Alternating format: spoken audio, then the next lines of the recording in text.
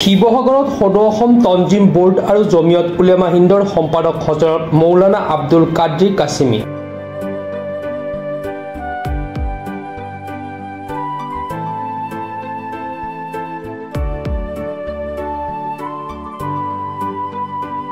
মক্তাব আৰু মাদ্ৰাছাৰ এক শৈক্ষিক কাৰ্যসূচীত অংশগ্ৰহণৰ বাবে শিৱসাগৰত উপস্থিত সম্পাদকগৰাকী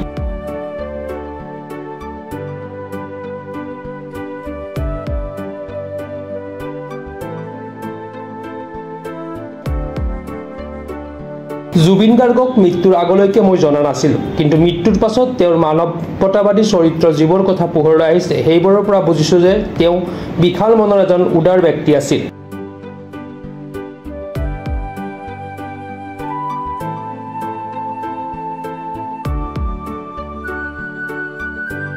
আজি তেওঁৰ মৃত্যুত সকলো ব্যথিত এটাই বিচাৰো বা বিশ্বৰ প্ৰতিটো কোণত থকা প্ৰতিজন অসমীয়া ভাষী মানুহে বিচাৰে জুবিন গাৰ্গৰ সৈতে প্ৰকৃতৰ কি ঘটিছিল হেয়া পোহৰলৈ আহক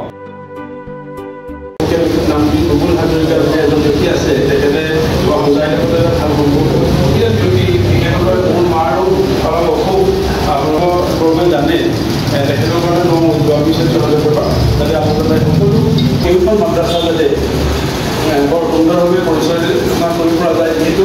আমাৰ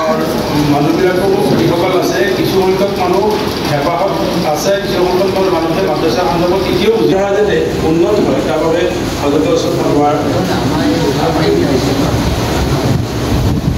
আমাৰ বিশেষকৈ আমাৰ মাদ্ৰাছা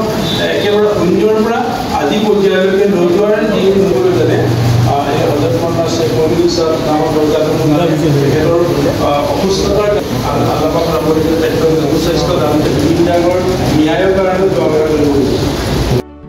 শিৱসাগৰৰ পৰা মুছাবিল আলী ৰিপৰ্ট প্ৰাতঃ টাইম ডিজিটেল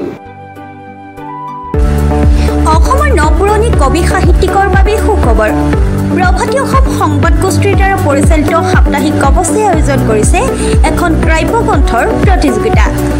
সহকৰ্মীৰে ৩০টা বৰ্ষত খোজ থোৱা অসমীয়া সাপ্তাহিক কবচ কাকতখনৰ উদ্যোগত কাব্যগ্ৰন্থ প্ৰতিযোগিতাৰ আয়োজন কৰা হৈছে ২০২২ চনৰ পৰা বৰ্তমানলৈ প্ৰকাশিত অসমীয়া কাব্যগ্ৰন্থ দুকপিৰ লগতে লেখকৰ সম্পূৰ্ণ নাম ঠিকনা সঠিককৈ লিখি অহা ৩০টা মেম্বৰৰ ভিতৰত তলত দিয়া ঠিকনাত ডাকযোগে পঠাব পাৰিব আমাৰ ঠিকনা সাপ্তাহিক কবচ প্ৰভাতী অসম সংবাদ গোষ্ঠী বিজয়নগৰ ডাকঘৰৰ সমীপত কলিতা মাৰ্কেট ৩য় মহলা জিলা কামৰূপ অসম ৭৮১১২২ মোবাইল নম্বৰ হৈছে ৯৪৩৫১১৪৬৬৬ অথবা ৬০৩৯৭1898 অথবা ৯৮৬৪০৮৪৬০০ অথবা কাৰ্যালয়ত হাতে হাতে জমা দিব পাৰিব এই প্ৰতিযোগিতাত বয়সৰ কোনো সীমা নাই অহা জানুৱাৰী মাহত ফলাফল ঘোষণা কৰাৰ লগতে বঁটাসমূহ বিতৰণ কৰা হ'ব সকলো প্ৰতিযোগীকে মানপত্ৰ প্ৰদান কৰা হ'ব।